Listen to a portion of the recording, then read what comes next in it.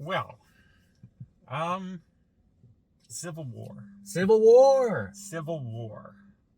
Huge, huge civil war in the United States. Western forces against, I guess, Washington? Don't really mention any other states too much. Yeah, like they weren't very specific on this.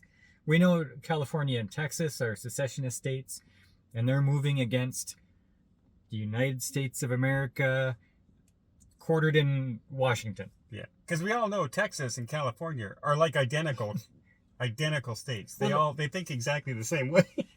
Well, that's why I think the filmmakers were trying to play it safe. They wanted to do a Civil War movie, but they didn't want to put it modern day political Democrat versus Republican, right? So, and I thought that was a good plan. That was a good idea. Yeah. That was a good idea. The bad idea is that they made a war movie without war. Oh no, there was lots of war In the backdrops. Okay. They were looking at it out the window. They were looking at it as they were getting ready to go to sleep. Okay, but this was urban warfare. This isn't the World War II storming the beaches, right? This is urban warfare. Yes, I know. But they have all these things burning all over the place. Every time they drive someplace, they have camps inside stadiums of refugees. They have roadblocks everywhere. And you can see gunfire all over the place and everything in the night sky.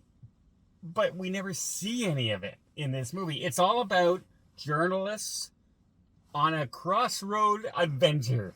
Yeah, this is a road trip. Yeah, it's a road trip movie. Now, okay, so what you have to understand is that this isn't about commentary about Civil War and why they're having the war and the repercussions of the war. No. This is about documenting the war. Yeah, and terrible things people do to each other during a war. The rules go out the window. Yeah, because like lots of terrible things are happening, but they're not specific on which side is doing them. No. So they're not playing favorites. No. Matt Damon has a cameo role. You've probably seen him in the trailer if you've seen the trailer for this movie. There's some kind of misunderstanding here. What? Well, you're American, okay? Okay. What kind of American are you? You don't know? To this minute, Get up. I don't know Shut which up. side he's on. That was Matt Damon? That was Matt Damon? Yeah. Mr. Cameo King himself. I had no idea that was Matt Damon. Come on. I've been waiting for him to show up through the whole movie, and okay, this is where he shows up. But, I mean,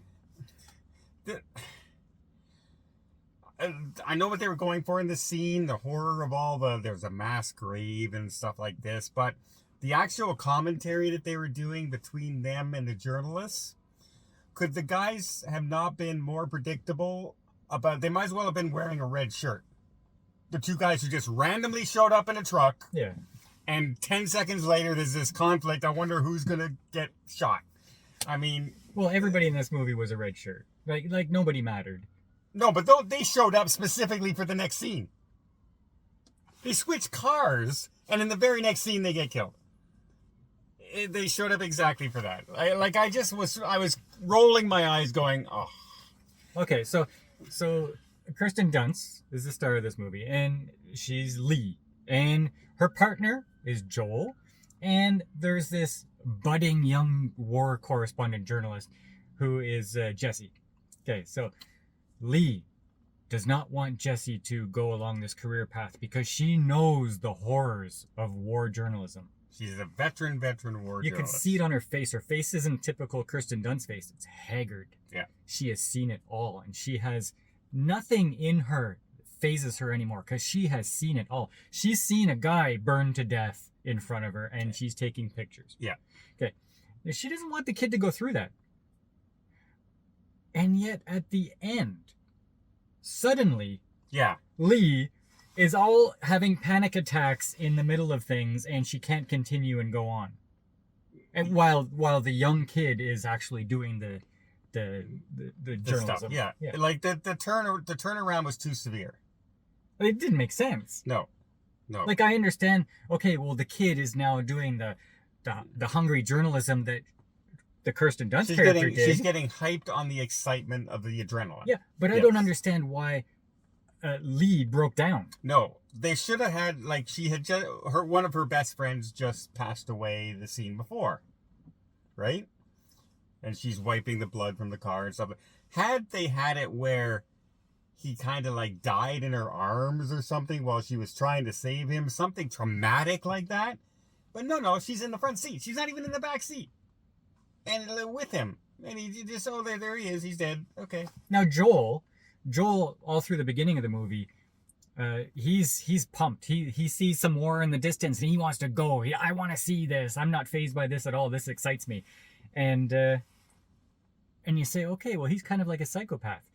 But then I guess the message is that as soon as it starts affecting him, as soon as his life is touched by the war, his friends and people he knows, then it starts to take a toll on him. Yeah.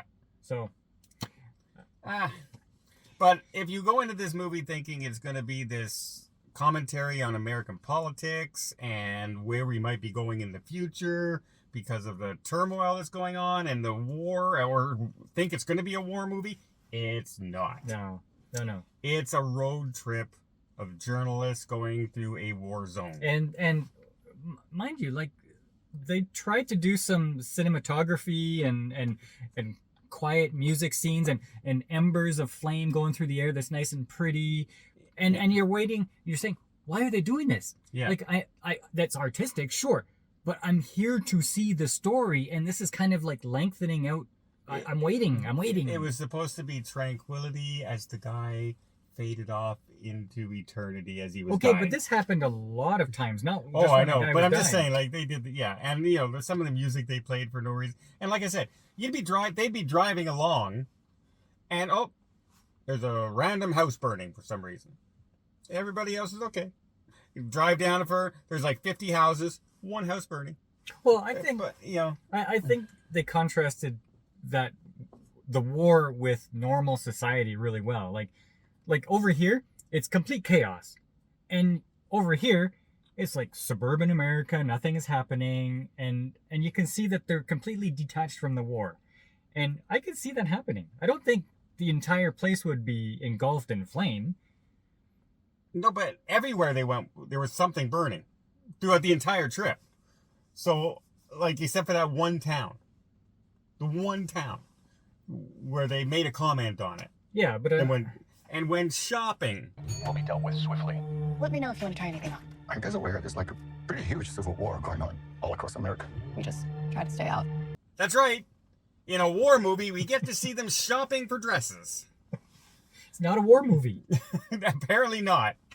Yeah, I was bored in this movie. I really was. I think... Because it didn't tell, like, it promises almost, it was promising something that it didn't deliver.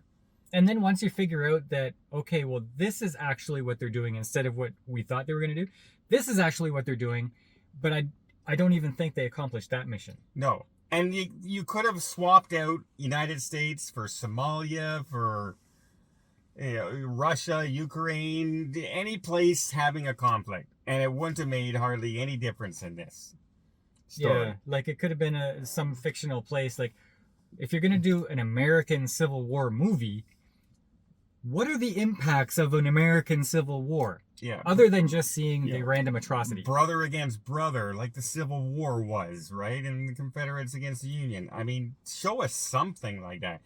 The only even hint at this was when the gas station guy goes, yeah, I used to go to school with this guy. As if it's perfectly normal that he has this guy strung up and is torturing the guy. You know, it's just, they just tried to say that everybody went to chaos. Right? Everybody. Like, everybody was, you had some families that are just nice and hanging out and celebrating, singing Kumbaya by the fire. And then you have all these other people who are just degenerates everywhere else. And it just, I don't know. They tried to do too much of the horror of war without having a story about the war. Right? There's no reason for us to know what's going on. They didn't hint at anything happening. You know, what started it all? What brought the conflict on?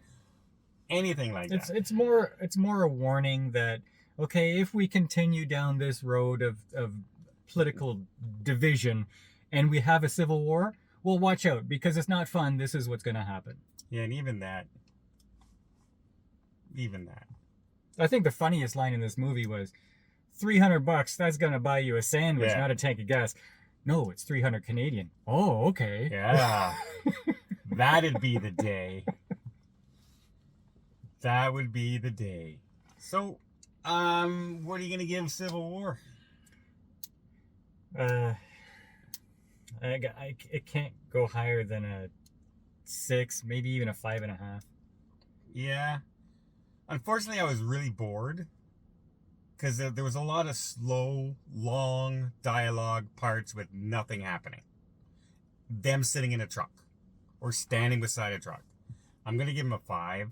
It was well enough acted. Oh, the performances were okay. I couldn't get involved with the story. If you're going to tell me a topic like Civil War in America, show me Civil War in America. Show me why it's happening. Show me the conflict between friends and neighbors and states, and show me something. Don't just have journalists talking about how hard war is and then driving. Mm-hmm. That was actually really disappointing. There was no story. This was garbage. Well, no, it wasn't garbage. It was very frustrating though. It was a well-made bad movie. They were really dumb. Yeah. Like, I don't understand that whole writing. I think this is a fail, and I think it's going to be canceled. Just went on and on, it seemed to me, and I didn't laugh at all. It's terrible. It wasn't good at all. But, like, I thought this was, it was not a great movie. But don't watch it again. Mark and Don don't approve. I will explain why though. I can explain why I don't approve. They're not funny.